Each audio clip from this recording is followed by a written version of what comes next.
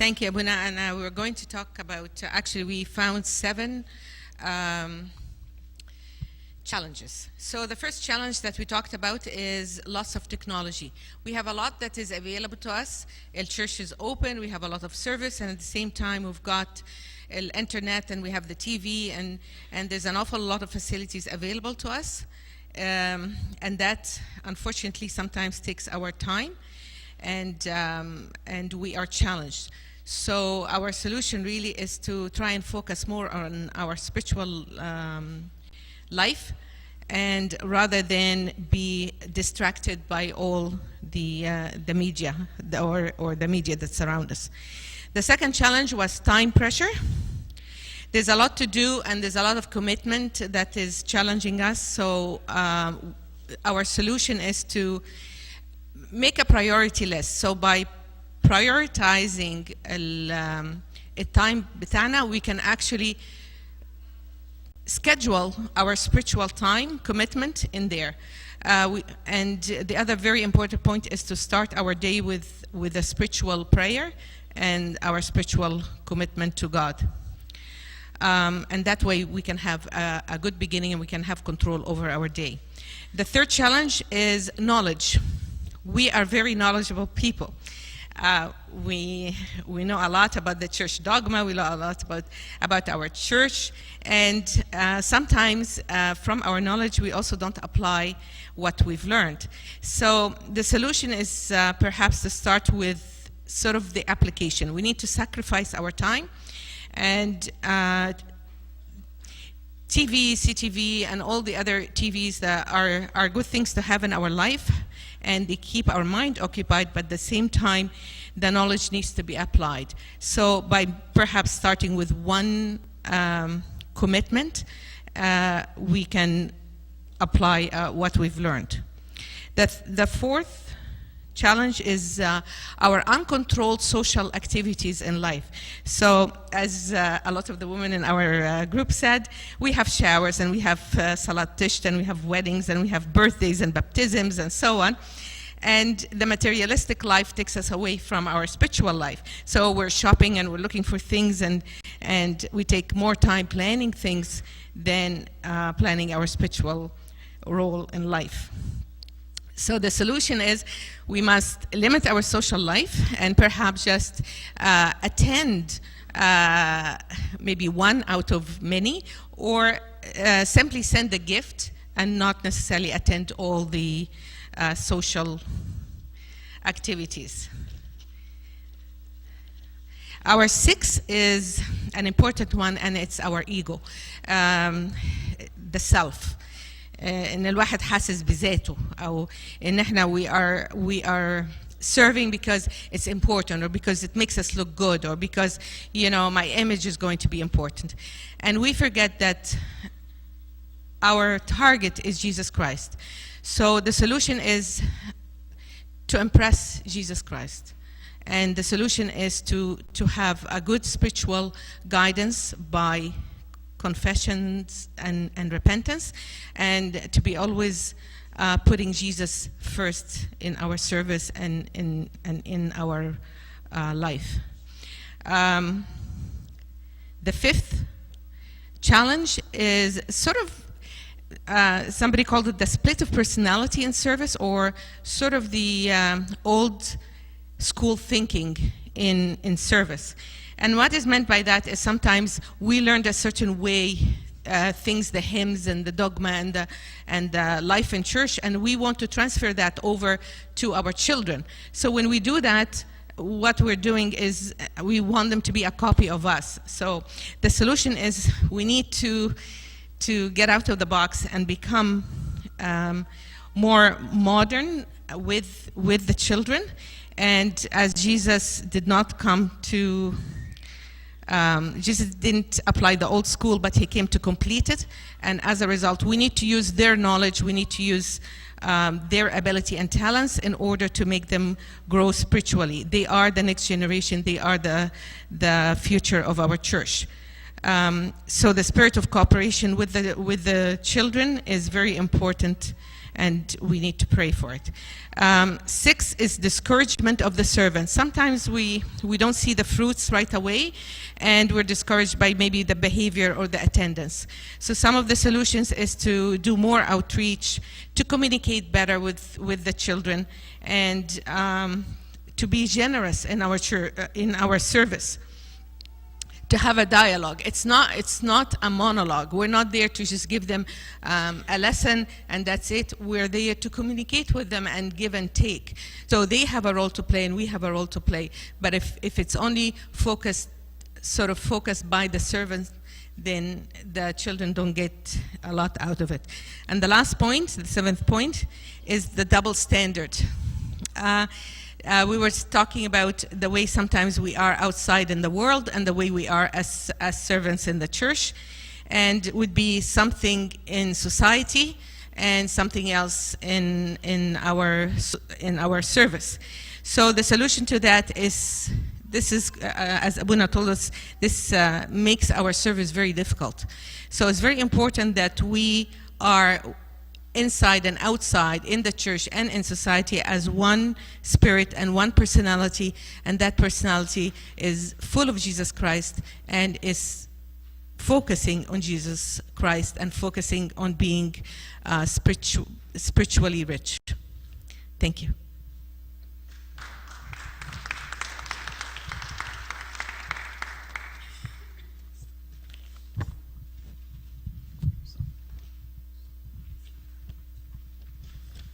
So that was a rather long list, pretty comprehensive.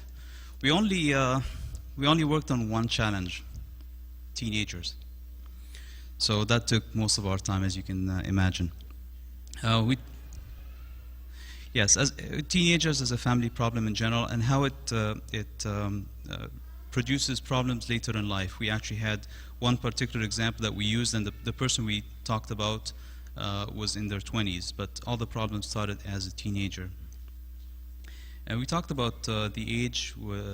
Dr. Sam was with us and helped us a lot through that, as how teenagers, starting from the age of 10 and into the age of 16, gradually start distancing themselves from their parents and actually away from any authority figures, and how they want to produce their own character and so on. And this, it displays itself in different ways. It displays itself in attention seeking sometimes, disrespect, whether verbally or sometimes only in their minds. There's always disrespect that's going on. They're trying to think of themselves as, yes, I know everything, I'm getting better than those adults who don't know anything, and so on. The displays could become disruptive, especially in Sunday school, when they talk back or just stand up and leave the room.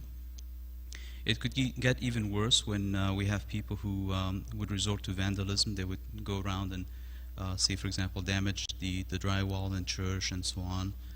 And it could go all the way to a complete rejection of Sunday school and complete rejection of even college and university, and it can destroy their lives. So it's a very critical time of their lives. And we talked about what are we as servants should be doing, and one of the important things that we should do was acceptance. Children in that age, they need to be accepted. They need to have a sense of belonging. They need to understand that they are loved within their church and of course within their homes as well. We need to use the talents of servants who are close to their age, who are close in their language, like they speak the same language, close in the culture as well. So we should really make use of those talents. Make sure that we are very respectful, so that we don't respond back to disrespect by also being disrespectful, because then we're not creating a good role model. Eventually those kids will grow up and they will understand that this is the role model that I want to follow, that I also want to be respectful. As Sayyidina said this morning, we need to focus on the positives and not the negatives. And as an example for the vandalism problem that we talked about, well, let them paint the walls. Let them be part of that. Let them have the sense of belonging to their church, and then they will respect it. Most importantly, we need to be praying. We should not take everything into our hands. God gave us the talents that we have. We should use them, but we should always pray.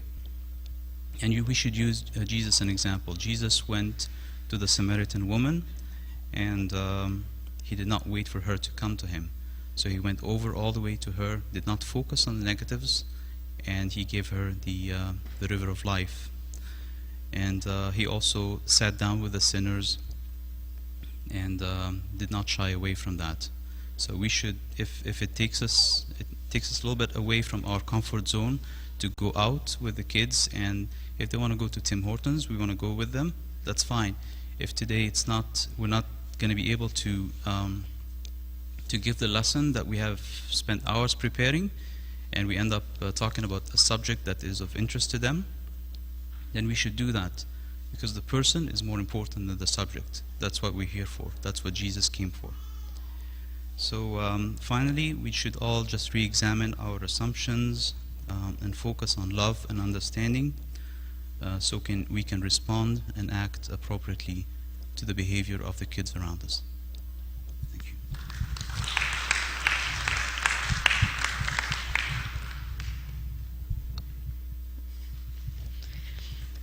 Okay, so I think most of the topics we talked about have already been covered, but I'll go through what we have really quickly.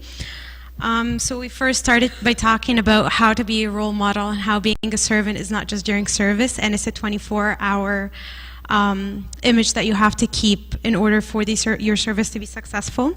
We talked about how the time is right, and sometimes we can't outreach our kids, not even once, so we have to do it with the phone, so we have to figure out, give time to service. We talked about non-responsive kids and how they don't want to come or they don't want to listen. And sometimes that falls to the servant and the way they give the lesson, and sometimes that goes back to home. And how it's the parents' responsibility. They're the ones dealing with the kids most of the time, so it's their responsibility to encourage them to come to church and to attend prayer. And we talked about how sometimes when the servants have a relationship with the parents, that could help them. But we also talked, when it came to the parents, about how we should not be caught up into the social life of being in touch with the kids and the parents. We should keep a balance in order to keep our spiritual image as servants. And Abuna mentioned the saying, حب كل الناس وابعد عن كل الناس. We talked about the disruptive class and how to keep a balance between loving the kids and being in touch with them, having comfort, like being there for them and joking around with them, and having a quiet class and being in control of your class. And then we talked about how the kids face different points of view and different religions and different faith all around them, and how it's not okay to just say this is inappropriate or we should not do this anymore. We have to back it up with facts and church fathers sayings, and we have to go that extra mile to show them how the church, or why we're telling them not to do the things that they do. And then we talked about it is also important to be role models. So it's to bring them to Christ, and He can change them rather than just put pure logic in front of them and pure theology. So there is a balance there between theology and what we teach them and bringing them to Christ and making them love the church. We said about how outreach and having constant communication with the kids, it helps us build a good relationship with them, so that gives them respect for the servants themselves, and that could be a good start for them to come to church and to at least listen to what we have to say. And we said the servants could be lacking because we're getting too comfortable in our service and we're not as diligent as we were when we started the service, so that could be a lack from the servants. We said about how the 4 stones for a spiritual servant are all things to do with us, and how the service should start with us and building a stronger relationship with God for us to be able to help the kids come closer to God. We said how the servants should focus on the positives and not the negatives, and how it is good to consider the negatives, but the main focus should be on the positives. So you look at the negative and try to correct it rather than just focus on it. And we talked about the creativity of the servants and how we can't keep doing the same thing over and over again and expecting a different result. So you got to be creative and think of outside the box for different problems. And we finally talked about the priorities and the spiritual life of the kids versus the spiritual life of the servants, which one comes first, and how we should show love for the kids, not just during service, but all the time. So they could have someone to talk to at church. Not everything that they discuss at home is possible to discuss at home. So they should have someone outside of home, someone at church, so they can talk to and discuss their problems with. Thank you.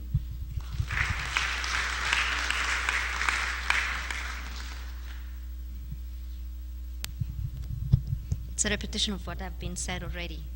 We got 10 points, so I'll go through them very fast, faster than anybody else. It's a repetition. Like, I think everybody pretty much said the same thing. It's all the challenges that they're all facing us. Like, we all see it in our churches, in our communities, in our Sunday school classes. So I think everybody's thinking the same way. The solution is somewhere. So our first one was sometimes that we have a problem, different point of views from the servant. Like, I'll give an example. If the servant says, we have to start fasting because this is what the church is asking us. Now it's the Lent and we have all to start it. At home, it's different. They don't want the kid or the child or the youth to start fasting because it's a lack of nutrition. There is a difference. How can we cross this problem? How can we face it? We came up with one thing that is very important. There's got to be a personal relationship between the servant and the family of the person served. Maybe that way they will both get closer and they can discuss it closely, and maybe we can come to a point where we can help both sides thinking the same way. Second thing was the technology challenge. We have two problems here. It's not a problem, but we got to change the negative side of technology to a positive side.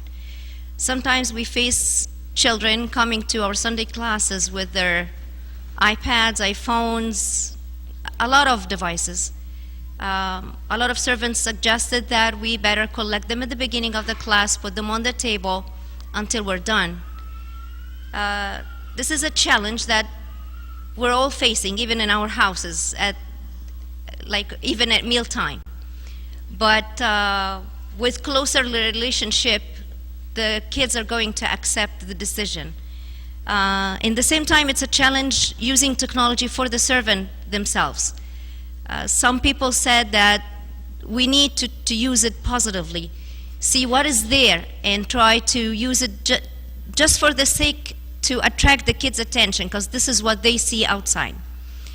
So we may think of creating a Facebook group or email list or blogs just to follow up with the kids. That way we're using technology and their time positively. A third challenge is a peer pressure, and that the time they spend at school is way more than the time they spend at church. That way there is a huge gap between both of them. The solution is to start passing the feeling of appreciation to them and try to convince them and talk to them in a more open way. A fourth challenge is having one kid in the class that is taking the attention of the whole class. Solution is more love and more care from the servant, and using the energy of that child towards serving into the class. Number 5, challenge of the people that are far away from church and convincing them to come back. This is one of the challenges as well. 6 is considering the church a social place for meetings. So it kind of make us lose the feeling that the church is for our spiritual growth and it's a place to meet God. 7th, being busy, and that goes for both sides, the servant and people who are served. And personal relationship is very important again, and it is the solution for overcoming this problem. Number 8 is we have now a lot of dominations starting to be kind of displayed and demonstrated to everybody. And it's always in our kids' thinking that it's easier somewhere else. It's very hard in here, and it's kind of boring. Number 9, it's the cultural gap between we are Egyptians and we are Canadian. The 10th part, and it's the last one, losing trust between the servant and the person served, which means I live what I say. Sometimes children do not see what we are teaching them into the classroom. They see something else. It's about all about us outside. We have some general solutions, which is teaching the kids that we are Christians in the first place, not Canadian and neither Egyptians. Using a lot of technology as much as we can, and asking and seeking help from other servants who might have the experience. And at the end, the target is Jesus Christ, and this is our target, to join them with Christ. Thank you.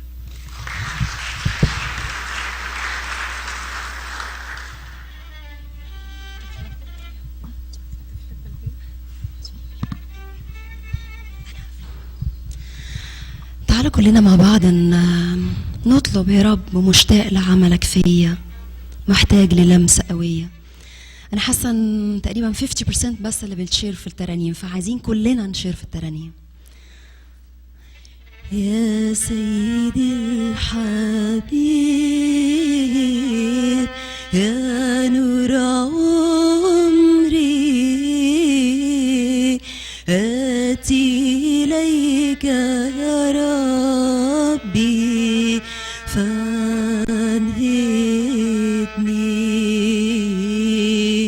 آتي إليك بكل ضعفي، اسمع صراخي واشفي نفسي، محتاج إليك يا ربي، انهضني يا يسوع،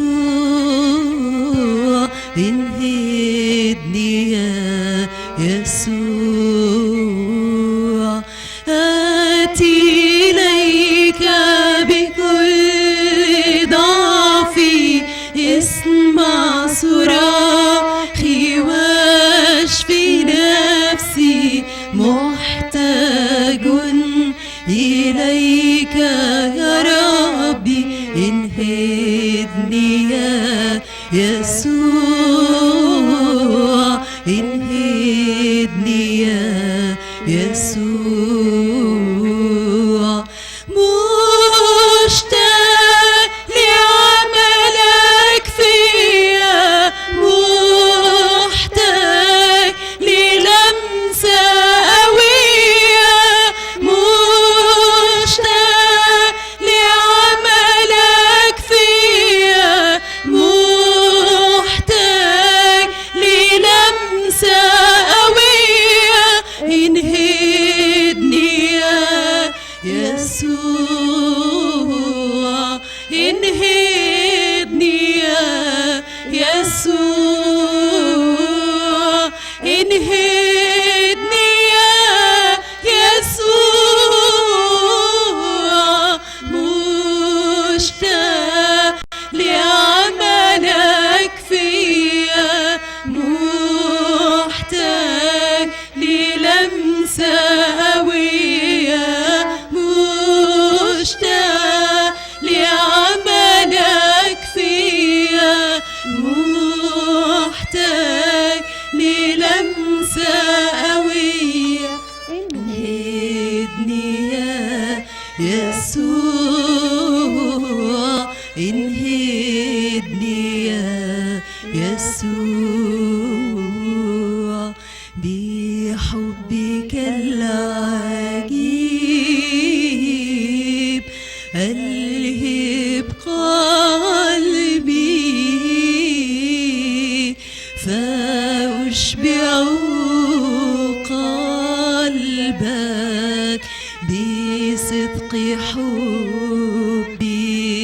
حبي تعالى براشد بكل عظامي روحك يملأ كل كياني تعالى وبدد كل حزاني انهدني يا يسوع انهدني يا يسوع تعالى براشد بكل عظامي روحك يملأ كل كياني تعالى وبدد كل حزاني انهدني يا يسوع انهدني يا يسوع مشتاق لعملك فيا محتاج للمسة قوية مشتاق لعملك فيا محتاج للمسة قوية انهدني يا يسوع انهدني يا يسوع انهدني يا يسوع مشتاق لعملك فيا محتاج للمسة قوية مشتاق لعملك فيا محتاج للمسة قوية انهدني يا يسوع انهدني يا يسوع إلهنا عظيم إلهنا أمين وحافظ عهده سنين وسنين بيطعم شعبه في برية ويطلق أسرى ومسبيين إله دانيال ورب داود بنؤمن إنه مازال موجود ينجي عبيده حسب وعده من سيف جولياط وجب أسود يا إلهنا الصالح شكرا ليك مهما بنشكر مش هنوفيك دي مراحمك جيل ورا جيل وأمانتك ثابتة وما بتزول أعمالك تشهد لك وتقول يا رب ملكش مثيل في قلبي السجن ووقت الضيق بتيجي بقوة يا أوفى صديق ونوقف البحر قصاد شعبك تشق وتعمل منه طريق ما في أبواب ولا أسوار أمامك تقوى يا جبار ونضطهدوا في مرة ولادك نشوفك وسط أتون النار يا إلهنا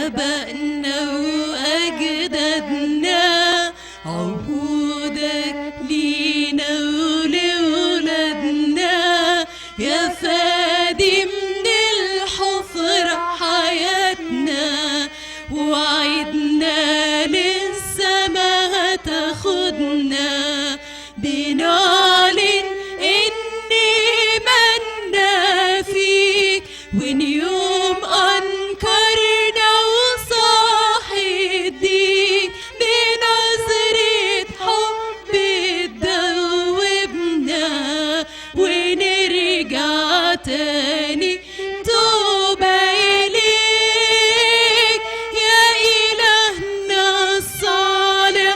شكرا ليك مهما بنشكر مش هنوفيك، دي مراحمك جيل ورا جيل، وأمانتك ثابتة وما بتزول، أعمالك تشهد لك ونقول يا رب ملكش مثيل يا إلهنا الصالح.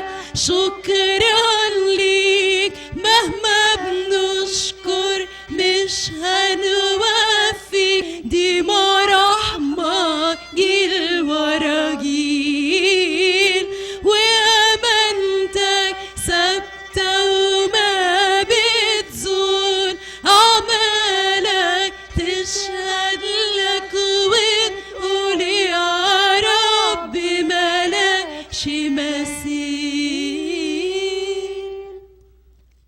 ودلوقتي معادنا مع الدكتور سام مايكل. Balance in the service, psychology of the servant, and the emotional and psychological challenges.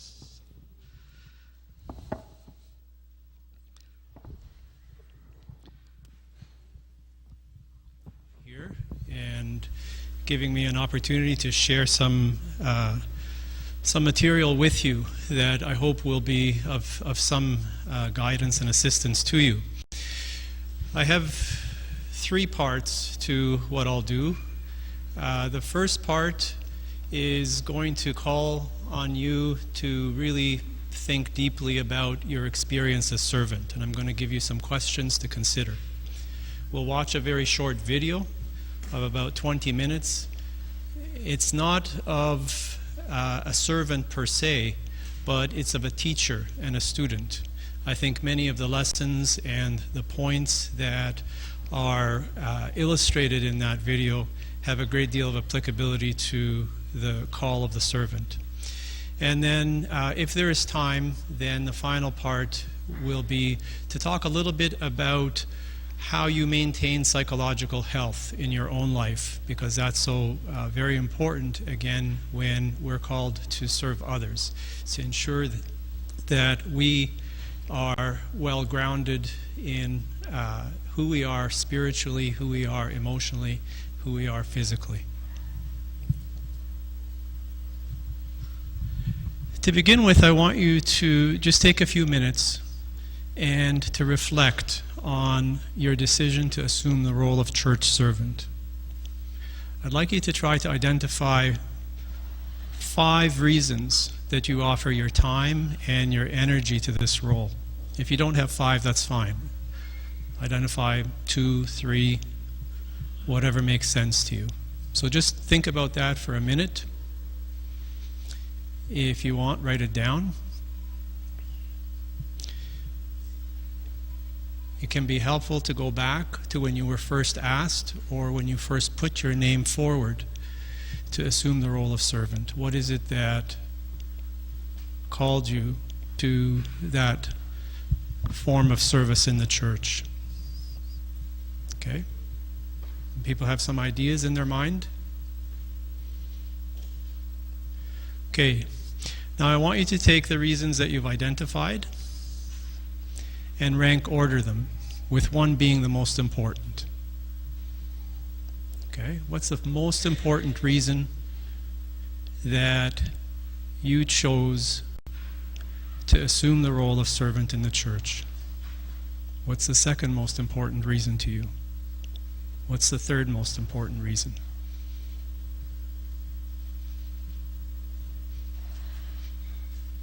Okay? I'll just ask you to put your hand up if you want to share what your first important reason is for you. Why serve? Yes. To fill yourself with God. Thank you.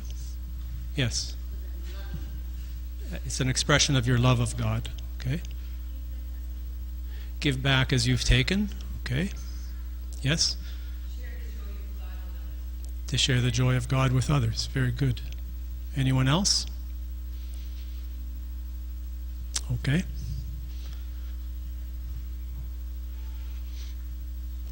When we look at the reasons when we really look at the true reasons that we were called to assume the role of servant, they reveal something to us about who we are. They reveal something to us about our history. So one of the things that was said is to share what was shared with me. So there is a history there. There's an experience that was obviously positive, that became a motivation to then want to extend what was received to others. It also says something to you about your personality. Not everyone is called to assume an active role of service. Not everyone is called to assume the role of servant in church. There's a certain willingness on the part of someone who serves in this way to put themselves out before others, to be willing to take a certain amount of risk, of tension or discomfort, because oftentimes the role is not necessarily a comfortable role. And that came up in the discussions this morning when we talked about the challenges of being servants. It's not always rewarding, it's not always easy. To serve in the church can often, particularly in the kind of society that we live in, the kind of context that we live in, is quite a challenge in many, many different ways on many different levels. And so when you put yourself forward to assume that kind of active role in the church, it certainly says something about your personality. It also says something about your relationship with the church itself. Again, in some of the discussions this morning, we heard about individuals who no longer feel a sense of connection to the church. Clearly, someone who elects to serve actively in this role has a very deep connection, a sense of belonging, a sense of personhood that is integrated with the teachings of the church. And so there's been an internalization of the experience of having been brought up within the context of the church that you serve in. And then finally, it says something, your relationship with God, or filling yourself with God through this role. And so it's an acknowledgement that this is one of the ways in which you have elected to express your sense of spirituality. We spoke a lot about spirituality this morning. We heard a lot about the nature of spirituality and the importance of developing one's spirituality. Well, in what we heard this morning, there was a number of different stones or building blocks that were identified: repentance, prayer, sacraments, and so on. Spirituality is also very active. It's an expression of the relationship with God in a manner that is action-oriented. And so we don't just speak. The relationship goes beyond simply what we do in the privacy of our prayer. That's a critical part of our spirituality, as it is in a critical part of any relationship. The conversation that goes on between an individual and God through prayer is essential to building our spirituality. The conversation that you have with a life partner is also essential to building and solidifying that relationship. In addition to that, there's also what we do in the relationship. There's what we do for each other when we're engaged with a life partner. There's what we do with God and for God. And so that means of offering yourself through your role as servant also says something about your relationship with God. When we look at some of the research that's been done in the psychology of religion, and it's a very extensive body of research, there are many reasons that people elect to serve. For some, it's wanting to have an impact on others, wanting to know that in some way that you've made a difference, and you've made hopefully a positive difference. For others, it's being driven by a sense of creativity, in being able to share what it is that I've come to know in my relationship with God. I can do that and experience a sense of sharing creatively. And not just sharing creatively, but also creating.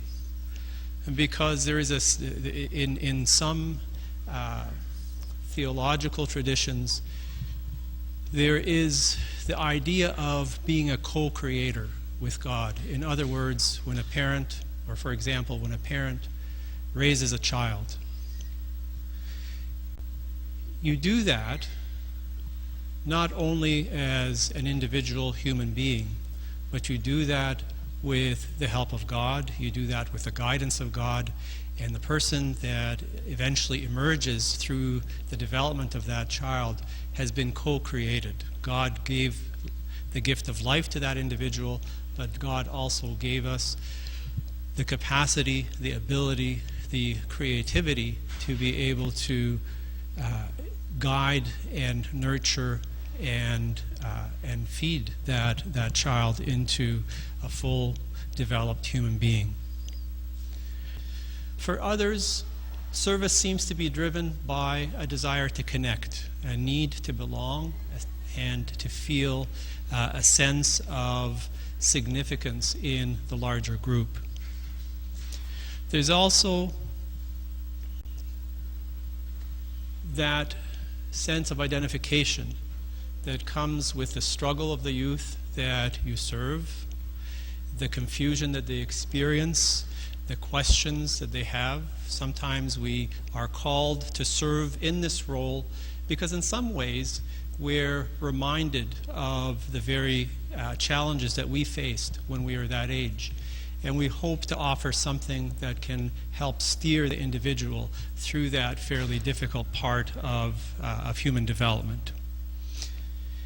And then the final one that's listed there, that's come out of research, is a need for immortality. And what that means, or what's intended by that, is, you know, if I can leave something of myself through teaching others, through guiding others, then I go beyond just my current existence in the short years that I have in this life. All of these are used in the right way and nurtured in the right way, are positive aspects of service and positive motivations.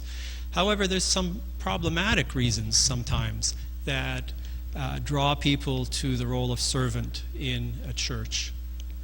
There's a need to be admired, that somehow if I stand in front of the group of youth and I'm able to impress them, or I'm able to set an example for them, they're drawn to me, they like me, and so on and so forth. There's nothing wrong with being admired, there's nothing wrong with being liked, but when that becomes the primary motivation, then the direction of the service, what one offers then, is more about the self and less about the people that we're supposed to be ministering to. For some, there's also a need to be right, a need to, in a way, exert a certain amount of control. The second and the third point are somewhat related. So again, it's that drive or that desire to have authority and to not be questioned or to feel that one has the answers. There's a need for power for some people. Again, if you have people that are looking up to you, people that are following you, people that are admiring you, there is certainly a sense of power that comes with that, and for some people that becomes an unhealthy motivation for serving. For other people, it's a need for certainty. not being able to tolerate the mystery of life and the many questions that we live with that often go unanswered. In a very real way, that's what faith is. It's being able to believe in something that is not necessarily tangible, to believe in something that is not concrete, to believe in something that is mysterious. But for some people, particularly people who tend to be very fundamentalist, they need certainty. They need a clarity that doesn't allow necessarily for that tolerance of mystery, for that tolerance of the unanswered question. We can't always know God's mind. In fact, most of the time, if at all, we don't know God's mind. God certainly knows our heart, knows our mind. For some people, it's intolerable to not know God's mind. And so they gravitate to a call for service with an expectation, with a hope that somehow if I can adhere and hold on to certain teachings or certain beliefs, then that gives me a sense of security and a sense of certainty. As servants, you're called to respond to the needs of others. The role of servant requires us, when we are in that role, to be aware of our own needs, but yet to suspend those, to suspend our emotional needs within the context of the servant relationship. When we serve, we're there to respond to the needs of the other. We're not there to respond to our own need necessarily.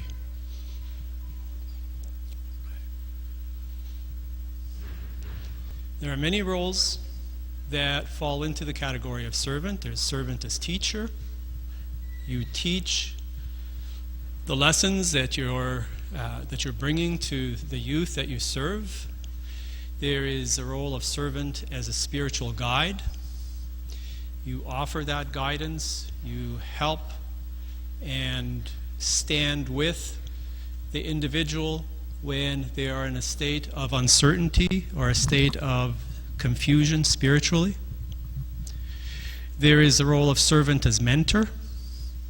You model, you mentor, again, at fairly critical points of development for each of the people that you are called to serve. At times you function as counselor. You hear their troubles, you hear their challenges, you hear some of their temptations, you hear their confusion, and hopefully you help see them through that. And sometimes you simply listen. You're a confidant. You're just simply receiving and holding and reverencing the questions and the confusion and the uncertainty. Okay, I'm going to come out of the slides for a second.